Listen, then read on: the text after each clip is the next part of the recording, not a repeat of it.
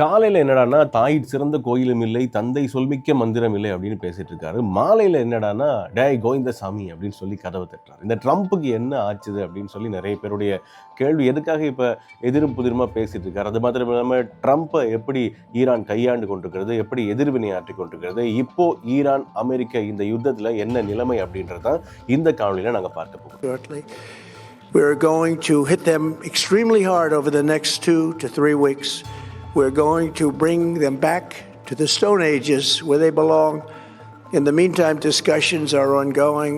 Regime change was not our goal. We never said regime change, but regime. Trump ஒரு பத்திரிகையாளர் சந்திப்பு நடத்துறாரு. அந்த பத்திரிகையாளர் சந்திப்பில் பேசும்போது ஈரானோட ஒரு நல்ல பேச்சுவார்த்தை நடைபெற்று கொண்டிருக்கிறது, எல்லாம் சுமூகமாக போயிட்டு இருக்கு அப்படின்ற மாதிரி பேசுறாரு. அதே ட்ரம்ப் தன்னுடைய எக்ஸ்தல பக்கத்தில் வந்து ஹோர்முஸ் நீரிணையை நீங்கள் திறக்கலைன்னா நாங்கள் ஈரானை இல்லாமல் பண்ணிடுவோம், உண்டு இல்லைன்னு ஆக்கிடுவோம், அந்த மாதிரி ரொம்ப கடுமையாக விமர்சனம் செஞ்சிருக்காரு. காலையில் அப்படி பேசுறாரு, மாலையில் இப்படி பேசுறாரு. ட்ரம்ப் உண்மையிலேயே என்ன நினைச்சிட்டு இந்த மாதிரி செஞ்சுட்டு இருக்காருன்னு சொல்லி யாருக்குமே தெரியல. ஆனால் ஈரான் இதை எப்படி கையாளுறாங்கன்னா ரொம்ப சுமூகமாக கையாண்டுட்டு இருக்காங்க. நீங்க என்ன வேணா பேசுங்க, எங்க கிட்ட யாரும் பேச்சுவார்த்தைக்கு வரல. அமெரிக்கா தரப்பில் இருந்தோ அல்லது எங்களுடைய நட்பு நாடுகளிடமிருந்தோ சில செய்திகள் வந்திருக்கின்றன. அந்த செய்திகளை எல்லாம் நாங்கள் பேச்சுவார்த்தைகளாக எடுக்க முடியாது. எந்த ஒரு யுத்த கட்டத்திலையும் இந்த மாதிரி செய்திகள் வருவது வழக்கம். அது ஒரு சாதாரண செய்தியாகவே நாங்கள் பார்க்கிறோம். பேச்சுவார்த்தையில் எங்களுக்கு நம்பிக்கை இல்லை.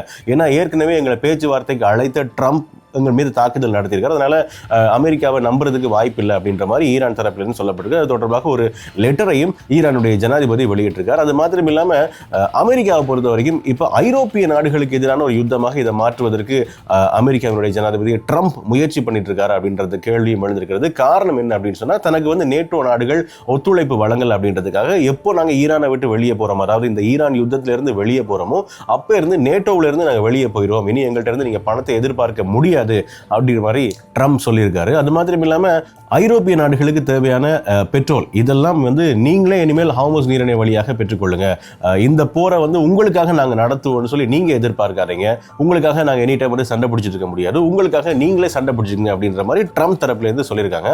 ஆனா இதற்கு ஐரோப்பிய நாடுகள் என்ன சொல்றாங்கன்னா, இது எங்களுடைய யுத்தம் இல்லை. குறிப்பாக ஸ்பெயினா இருக்கலாம், பிரான்ஸா இருக்கலாம், இத்தாலியா இருக்கலாம், இவங்க நேரடியாகவே எங்களுடைய வான்பரப்பையோ எங்களுடைய படை தளங்களையோ நாங்கள் தரமாட்டோம், நீங்க ஆயுதங்களை கைமாற்ற கொண்டு போறதுக்கோ அல்லது ஈரான் மீது தாக்குதல் நடத்துறதுக்கோ எங்களுடைய வான் பரப்புகளை நாங்கள் தர முடியாது அப்படின்னு சொல்லி அறிவிச்சிருக்காங்க. அது மாத்திரம் இல்லாம பிரிட்டனுடைய பிரதம மந்திரி 35 நாடுகளை கூட்டாக வைத்துக் கொண்டு இப்போது ஈரானோடு பேச்சுவார்த்தைக்கு தயாராகி கொண்டிருப்பதாக சில செய்திகள் வெளியாகி கொண்டிருக்கின்றன. அது மாத்திரம் இல்லாம ஆரம்ப கட்டத்தில் ஜெர்மன் அமெரிக்காவுக்கு ஆதரவான ஈரானுக்கு எதிரான ஒரு நிலைப்பாட்டை எடுத்திருந்தாங்க. இப்போ அவங்களுடைய நிலைப்பாடு முற்றும் முழுதாக மாறி இருக்கிறது. இது அமெரிக்காவுக்கு எதிரான ஈரானுக்கு ஆதரவான ஒரு நிலைப்பாடாக மாறி இருக்கிறது. ஆக ஒட்டுமொத்த ஐரோப்பாவும் இப்போது அமெரிக்காவை எதிர்த்து நிற்கிறது. என்ன காரணம்னா எண்ணெய் தான் காரணம். எண்ணெய் சரியா வரல அப்படின்றது ஒரு மிகப்பெரிய பிரச்சனையாக மாறி இருக்கிறது. அதே சமயம் ஈரானை பொறுத்த வரைக்கும் அவங்க சொல்ற ஒரு விஷயம், இது சர்வதேச கடல் பரப்பு இல்லை, இந்த ஹோர்முஸ் நீரிணை என்பது ஒரு சர்வதேச கடல் பரப்பு இல்லை, இது எங்களுடைய ஆளுகைக்கும் ஓமானுடைய ஆளுகைக்கும் உட்பட்டது. அதனால இனி வரும் நாட்களில் இந்த கடல் பரப்பை கடந்து போகின்ற எந்த ஒரு கப்பலாக இருந்தாலும்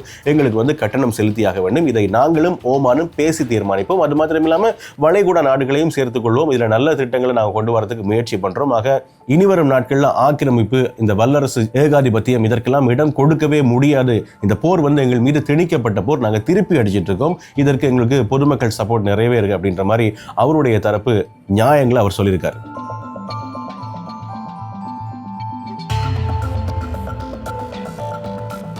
இதில் இந்த அரேபிய நாடுகளில் ஐக்கிய அரபு எமிரேட்ஸ் மாத்திரம் ஈரானிலிருந்து 2000 ஏவுகணைகள் தாக்குதல்கள் வாங்கியிருக்காங்களாம். அது மாத்திரம் இல்லாமல் சவுதி அரேபியா இந்த மாதிரி ஏவுகணை தாக்குதல்கள் வாங்கியிருக்காங்க. பஹ்ரைன், குவைத் மற்றும் ஜோர்டான் இவர்களும் மோசமாக தாக்கப்பட்டிருக்காங்க. இவங்க எல்லாருமே அமெரிக்காவுக்கு சார்பான நிலைப்பாட்டை கொண்டிருக்காங்க. அதனால தான் அவங்க மேல தாக்குதல் நடத்த வேண்டியதாக இருக்கிறது. அந்த நாடுகள் மீது எங்களுக்கு எந்த விதமான காழ்ப்புணர்ச்சியும் இல்லை. அவங்க அமெரிக்க ராணுவத்துக்கு இடம் வழங்கியிருப்பது, அவர்களுடைய படை நடவடிக்கைகளுக்கு ஆதரவு வழங்குவது மாத்திரமே அந்த நாடுகள் மீது நாங்கள் தாக்குதல் நடத்துறதுக்கு காரணம் அப்படின்றத மறுபடியும் ஒரு முறை ஈரான் வலியுறுத்தி இருக்காங்க.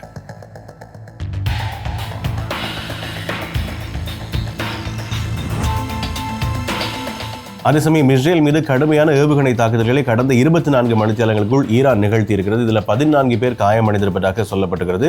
அது மாத்திரம் இல்லாம 90% ஈரானை நாங்கள் கட்டுப்பாட்டுக்குள்ள கொண்டு வந்துட்டோம் அப்படின்னு சொல்லி அமெரிக்காவும் இஸ்ரேலும் சொன்னாலுமே கூட ஈரான் தொடர்ச்சியாக ஏவுகணை தாக்குதல்கள் நடத்திட்டு இருக்காங்க. இதுல ட்ரம்ப் சொல்லியிருக்கக்கூடிய இன்னும் ஒரு விஷயம் என்ன அப்படின்னு சொன்னா, இவங்களால அணு ஆயுதங்களை தயாரிக்கவே முடியாது என்ற நிலைமைக்கு இவங்க போகும் வரைக்கும் நாங்கள் தாக்குதல் நடத்த போறோம், அப்படி தாக்குதல் நடத்திட்டோம்னா இந்த போரை விட்டு நாங்கள் வெளியே வந்துருவோம் அப்படின்ற மாதிரி சொல்லியிருக்காங்க.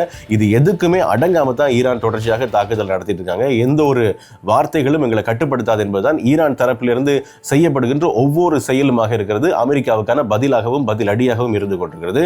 ஆக உண்மையிலேயே உலக நாடுகள் எல்லாமே இந்த போரை முடிவுக்கு கொண்டு வரணும், ஒரு பேரழிவிலிருந்து இந்த உலகத்தை காப்பாற்றிடணும் அப்படின்ற எண்ணத்தோட, குறிப்பாக இந்த பொருளாதார சிக்கலில் எந்த ஒரு நாடும் மிக மோசமாக பாதிப்படைந்து விடக்கூடாது என்கின்ற நோக்கத்தோட பேசிக் கொண்டிருக்கும் போது இந்த யுத்தம் இன்னொரு கட்டத்தை நோக்கி நகர்ந்து கொண்டிருக்கின்றதையும் எங்களால் மறுக்க முடியாது. ஆக ஏற்கனவே சொன்ன ஒரு விஷயம்தான், அமெரிக்காவோ ஈரானோ மனசு வைக்காம இந்த யுத்தம் முடிவுக்கு வரத்துக்கு சாத்தியக்கூறுகள் எதுவுமே இல்லை.